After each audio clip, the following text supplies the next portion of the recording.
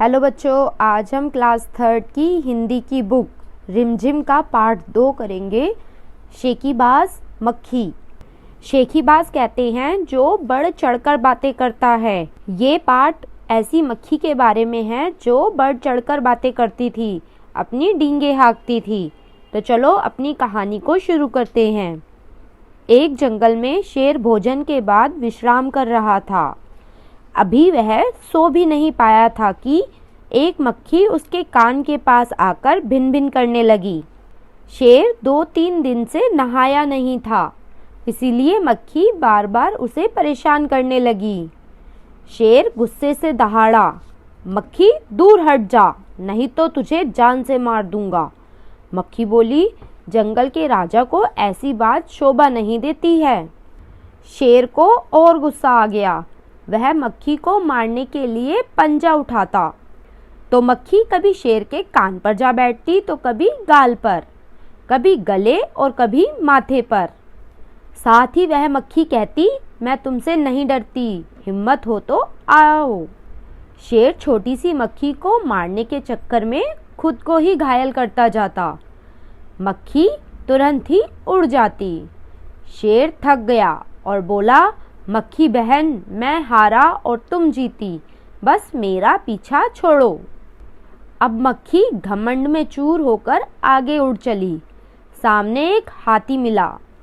मक्खी उस हाथी से बोली, मैंने अभी अभी जंगल के राजा शेर को हराया है, इसीलिए पूरे जंगल में मेरा राज हो गया है, तुम मुझे प्रणाम करो।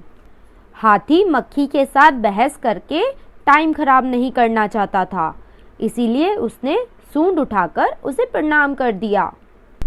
अब सामने से आती हुई लोमड़ी सब देख रही थी। मक्खी उससे बोली, मैंने शेर व हाथी को हराया है, इसलिए तुम भी मुझे प्रणाम करो। लोमड़ी ने भी मक्खी को प्रणाम कर लिया और बोली, मक्खी रानी, तुम धन्य हो, पर सामने जो मकड़ी दिखाई दे रही है वह आपको गाली दे रही है, उसकी खबर लो। यह सुनते ही मक्खी गुस्से में भरकर बोली, उसको तो मैं चुटकी में खत्म कर दूंगी। यह कहकर वह मकड़ी की तरफ झपटी और मकड़ी के जाल में फंस गई। अंत में थककर हारकर वह हार मान गई। यह देखकर लोमड़ी मुस्कुराती हुई चली गई। तो बच्चों, इस कहानी से हमें यह शिक्षा मिलती है कि हमें कभी भी घमंड नहीं करना चाहिए। बच्चों, अब हम करेंगे इसके शब्दार्थ। शब्दार्थ होते हैं शब्दों के अर्थ। जो कठिन शब्द हमारे इस पाठ में आए हैं, हम उसके अर्थ को समझेंगे। भिन भिन होता है मक्खी के पंखों की आवाज। गुस्से को कहते हैं क्रोध। हिम्मत का अर्थ होता है साहस। मंद मंद कहते हैं धीरे धीरे को। चुटकी बजाते का अर्थ होता है बहुत आसानी से। आग बबूला होने का अर्थ होता है बहुत गुस्सा होना। स्नान का अर्थ होता है नहाना। घमंड का अर्थ होता है अपने ऊपर अभिमान करना। प्रणाम का अर्थ होता है नमस्कार। बच्चों, अब हम करेंगे इस पाठ के प्रश्न उत्तर। पहला प्रश्न है, तुम्हें कहानी में कौन सबसे अच्छा लगा और क्यों? उत्तर है, मुझे कहानी में सबसे अच्छा हाथी लगा, क्योंकि वह मक्खी से बहस कर अपना वक्त बर्बाद नहीं करना चाहता था, इसलिए वह आगे बढ़ गया।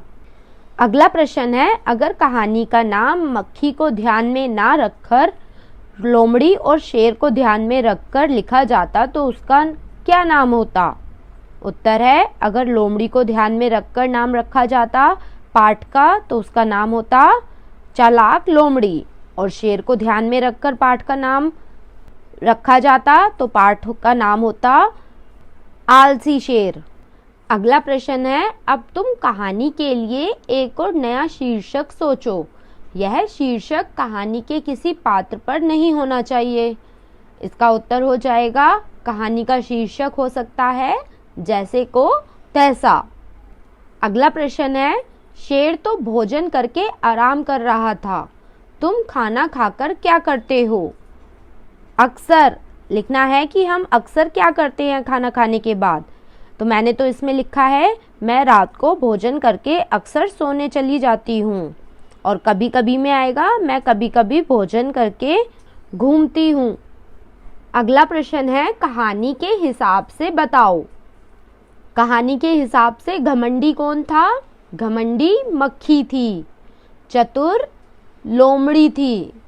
सबसे चतुर लोमड़ी ही थी। डरपोक कौन था? शेर। और समझदार कौन था? हाथी। आलसी कौन था पाठ में? शेर। अगला प्रश्न है, रास्ता ढूंढो। चित्र में जैसा कि आप देख रहे हो, यह मकड़ी उस रास्ते से जाना चाहती है जिस पर चलकर सबसे ज्यादा जाले मिले। तो अंदर जाने के लिए 1, 2, 3, 4 और 5 में से कौन सा रास्ता होगा? आप चित्र में देख रहे हो। ढूंढो सही रास्ता। आप वीडियो को पॉज कर सकते हो, यानी रोक सकते हो, और फिर मकड़ी के लिए सही रास्ता ढूंढ सकते हो। सही रास्ता होगा 4 नंबर का रास्ता, यानी 4 नंबर वाले रास्ते में ज्यादा जाले मिलेंगे। अगला प्रश्न है, इन वाक्यों को अपने ढंग से लिखकर बताओ। शेर आग बबूला हो उठा। इसका उत्तर हो जाएगा, शेर बहुत क्रोधित हो उठा। आग बबूले का अर्थ होता है क्रोधित होना। नेक्स्ट है, उसकी जरा खबर लो ना। इसका उत्तर हो जाएगा, उसके बारे में पता करो। खबर लेना का अर्थ होता है किसी के बारे में पता करना। अगला प्रश्न है, उस मकड़ी को तो मैं चुटकी बजाते ही खत्म कर देती हूँ। चुटकी बजाने का अर्थ होता है बहुत आसानी से काम कर देना। तो इसका उत्तर हो जाएगा, उस मकड़ी को तो मैं बहुत आसानी के साथ खत्म कर देती हूँ। अगला प्रश्न है, जंगल के राजा के मुंह से ऐसी भाषा कहीं शोभा देती है। तो इसका उत्तर हो जाएगा, जंगल का राजा ऐसे बातें नहीं करता। अगला प्रश्न है, इनके पास तुमने अक्सर किन किन को उड़ते मंडराते देखा है। जैसे जलते बल्ब के आसपास आपने किन किन को मंडराते हुए देखा है? छिपकली और कीट पतंगों को। खेतों में जो उड़ते और मंडराते हैं वो होते हैं टिड्डे और मच्छर। इकट्ठे पानी के ऊपर मच्छर और मक्खी मंडराते हैं।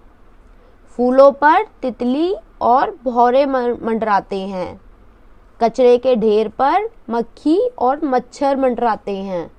हलवाई की मिठाइयों पर भी मक्खी और मधुमक्खी मंडराती हैं। तो बच्चों, ये था हमारा क्लास 3 की हिंदी की बुक का पार्ट 2, शेकीबाज मक्खी। आप हमारे चैनल को सब्सक्राइब ज़रूर करिए और बेल आइकन को क्लिक करना ना भूलें, ताकि जब भी हम वीडियोस डालें आपके फ़ोन में नोटिफिकेशन आ जाए।